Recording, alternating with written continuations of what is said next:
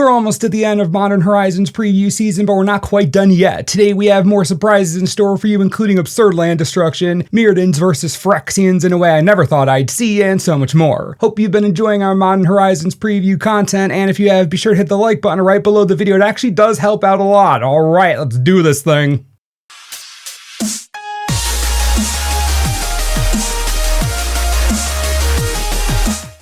Universal Automaton is 1 mana for a 1/1 artifact creature shapeshifter with Changeling. Now I know this card might not seem too exciting or really exciting at all, but Changeling has real value. Think about Adaptive Automaton. The card exists to help tribes that need more lords. This Automaton exists to help tribes that need more of that tribe. If you're trying to play a tribal deck in Commander but you're lacking enough creatures of that type, a Changeling like this without any color identity is perfect for you. It can be another druid if you need one, it can be another giant, or samurai, or even a bear. Simple card, but it has its place. Keep this in mind when you're building a more unique tribal commander deck. Nice nod to the players needing some filler there.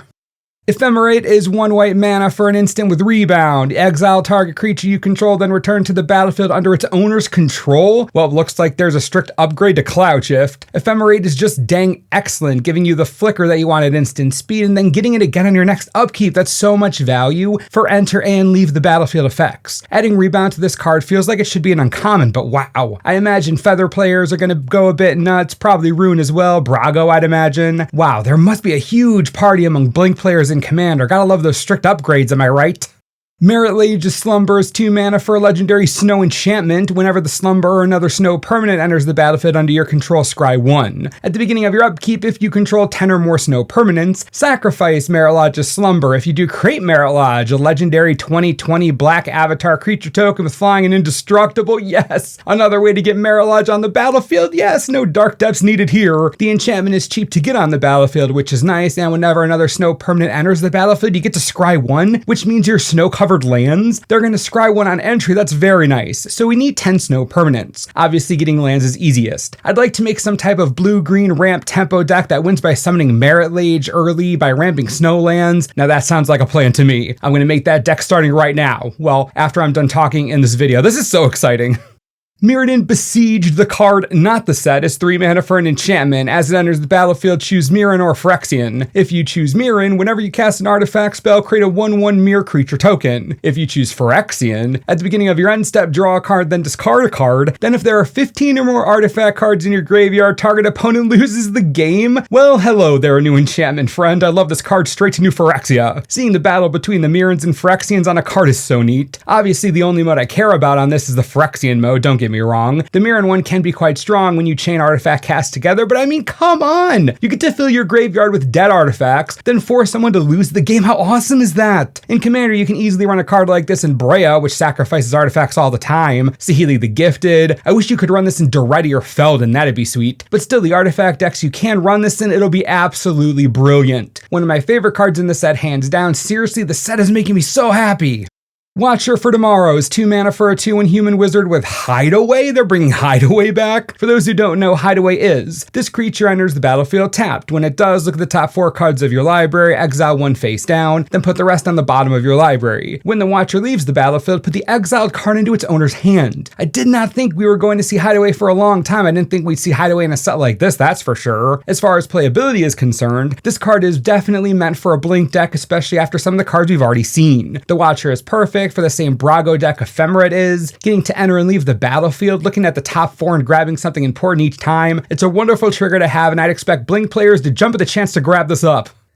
Defile is 1 black mana for an instant. Target creature gets -1/-1 until end of turn for each swamp you control. Sure. This is now one of the most powerful removal spells in all of Pauper. At the common rarity, Defile is an absolute beast. Mono black control in Pauper is a pretty well-known strategy, and I guarantee you that this is now a staple there, as well as literally any other deck running swamps in that format. Beyond Pauper, what a commander card it is. It doesn't even say basic swamps, it just says swamp, which means Urborg adds onto this, so you can expect this in black commander decks. Gets around indestructibility on creatures as cheap as possible and instant speed. As far as I'm concerned, this is a pushed common for competitive play, wowza.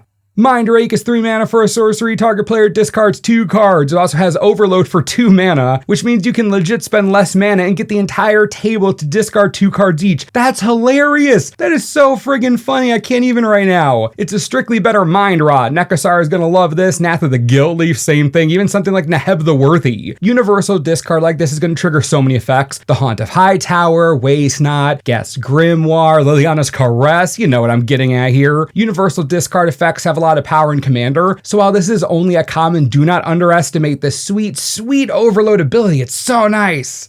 Smiting Hilux is 3 of anything and 1 black for a sorcery. It deals 3 damage to any target and you gain 3 life. It also has flashback for a red and a white. Okay, this card's hilarious. The entire set's hilarious. So in black, at sorcery speed for 4 mana, you get to kill something and gain 3 life. But then when it's in your yard, you just get Lightning Helix. How funny is that? It's so genius. Get this into your yard early and you just have a Lightning Helix ready to go. Have the ability to wait until later, leave it in your hand. I love the card design like this. Incorporating 3 colors into a card where each color is represented. This might be a simple card on the surface, but the design behind it is fun and smart. Geomancers Gambit is 3 mana for a sorcery. Destroy target land. Its controller may search their library for a basic land card, put it onto the battlefield, and shuffle their library. Draw a card. Whoa, this is great. It's like Field of Ruin, except you don't have to get rid of a land and you get to cantrip. Best part? This is great no matter who you target. Your opponent, that's fine, you can mess with their fixing, but you can also target yourself. Remember, the land that hits the battlefield does it untapped. So you can spend 3 mana, destroy one of your tapped lands, go get the color of mana you really need, it comes down untapped. Basically, the spell only costs 2 mana. You get a land in your graveyard for future shenanigans if you want it, and you get to draw a card. As far as land destruction spells go, this is one of the most interesting ones we've gotten in a long time. I'm glad to see Wizards exploring this space more. Land destruction has always been an interesting and unexplored mechanic, but with Geomancers Gambit, it adds so much excitement and intrigue to games. I'm a huge fan of this card. Another solid new popper card is Magmatic Sinkhole, 6 mana for an instant with Delve. It deals 5 damage to target creature or planeswalker. Having Delve on this makes it so good. The more you cast, the easier this is to cast. Being able to burn something to the ground with 5 damage, add instant speed, for potentially a single red mana, this potential for that makes the card good in any red deck and popper. Talk about reach. This is like having Roast in the common slot, but with flexibility. It'll be strong and limited, but I really do think this was made for popper. Solid removal spell up in here. Reap the Past is X1 red and 1 green for a sorcery. Return X cards at random from your graveyard to your hand, exile Reap the Past. So the first thing to point out about this card is that if you have X cards in your graveyard, it's not really random. Think Gifts Ungiven if you only grab 2 cards. They're both going to the bin, you control the outcome. I think the card's interesting, but being at sorcery speed is a little rough. Regardless, it does give Gruul some nice reach to get resources back from the yard, especially if that yard isn't too full of nonsense yet. Being able to pull from the yard is a very powerful effect, and I know some of you will complain about it being random, but that's really the only way to balance it if we're being honest. If this card is too good, it'll just recur all the best stuff all the time forever. Trust me, you don't want that. In a more casual environment, I expect this will see lots of play with Rasheen Meander and the new stupid enchantment that's outrageously broken. Yeah, that one.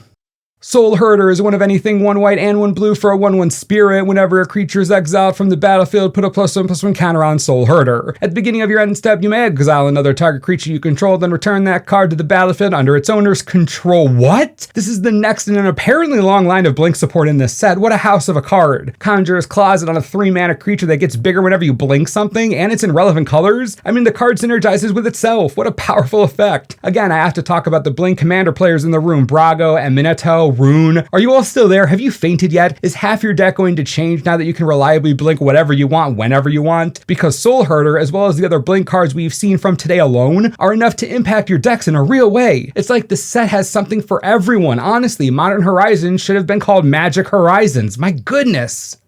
Unsettled Mariners, 1 white and 1 blue for a 2/2 changeling. Whenever you or a permanent you control becomes the target of a spell or ability an opponent controls, counter that spell or ability unless its controller pays 1? Great, awesome, super. As if the creature-based decks in Modern needed more help. Because this is a changeling and in the perfect colors, this can go into any human's deck, it can go into any spirit's deck, very good there, and it can go into any merfolk deck. Granted, it would require that deck to at least try to run more white sources. My point remains valid. Unsettled Mariner is a quality 2-drop that deserves to be a rare. Talk about the power of 2 mana 2/2s in this set. This card is tremendous power creep. It forces your opponents to spend extra mana, usually meaning they have to take extra turns to accomplish what they want to in regard to killing your creatures. Bottom line, this card is a tempo gain for you more often than not.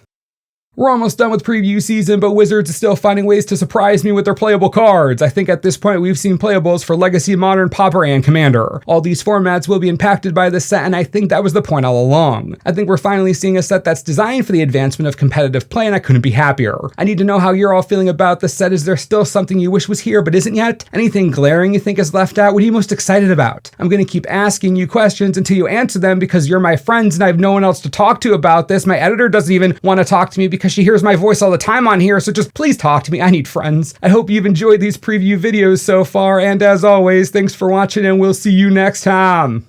This video, believe it or not, is brought to you in part by TCGplayer.com. Modern Horizons booster boxes are selling right this second on TCG Player for $197 each. That's so much cheaper than they've been pre-ordering for. It flusters me. If you want to get your hands on this set at the cheapest it's been, delivered right to your door on release, you can help the channel out a lot in the process. Be sure to click the link on the screen. If you don't have a local game store or yours is charging way too much, just right here. The link on the screen helps the channel. You get great cards for fair prices. Everyone wins. It's a great time for all. Enjoy.